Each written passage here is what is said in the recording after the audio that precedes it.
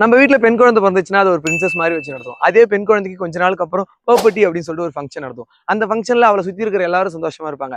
ஆனா அவன் மட்டும் அச்சச்சோ இதுக்கப்புறம் 3ல இருந்து 5 நாளுக்கு வரப்போற மாசம் மாசம் வரப்போற வழியை நினைச்சு ஃபீல் பண்ணிட்டு இருப்பா. அதுக்கப்புறம் நம்ம பேச்சு சரியில்லை, உட சரியில்லை, நட சரியில்லை, 4 பேர் 4 விதமா சொல்லுவாங்களேன்றதை நினைச்சும் இந்த கஷ்டத்தெல்லாம் தாண்டி அவ காலேஜ் போவா. அங்கதான் திடீர்னு அவளுக்கு ஒரு ரிலேஷன்ஷிப் வரும். அந்த ரிலேஷன்ஷிப்பும் கொஞ்ச நாள்ல பிரேக்கப்ல போய் முடிஞ்சிடும். நம்மலாம் பொதுவா ஒரு 4ல இருந்து 5 லவ் பிரேக்கப் பண்ணா கூட அது ஒரு விஷயமாவே எடுத்துக்க மாட்டோம். ஆனா ஒரு பொண்ணு ஒரே ஒரு லவ்ல இருந்து வெளியே வந்துட்டா அப்படின்னா அந்த பொண்ணு கேரக்டரை பத்தி பக்கத்து டிபார்ட்மெண்ட் பையன் வரைக்கும் தப்பா பேசுவான். நமக்கெல்லாம் 10 மணிக்கு மேல கால் பண்ணாலே அம்மா எதுக்கு சும்மா சும்மா எனக்கு கால் பண்ணிட்டு இருக்க அப்படின்னு சொல்லிட்டு கோவப்படுவோம். ஆனா ஒரு பொண்ணு 5 மணிக்கு மேல எங்க இருக்கிற, எப்படி போனா, யார் கூட போனோம்னு சொல்லிட்டு ஏகப்பட்ட கேள்வி வரும். நான் சொல்றது எல்லாமே பொண்ணுங்க ஹேண்டில் பண்ற பிரச்சனையில ஒரே ஒரு பர்சன் தான். இன்னும் உங்க அம்மா, அக்கா, தங்கச்சி கிட்ட கேட்டு பாருங்க. இன்னும் இது மாதிரி நிறைய சொல்லுவாங்க. இந்த வீடியோ பிடிச்சிருந்துச்சு அப்படின்னா மறக்காம நம்ம ஐடியா ஃபாலோ பண்ணிட்டு எல்லாரும் ரெட் கலர் கமெண்ட் பண்ணிட்டு இன்னைக்கான மறக்கணும் வாங்க. பறந்து கிடக்கும் பூமி உனக்கும் தந்ததையா, இங்கு இருக்கும் அத்தனை சாமியும்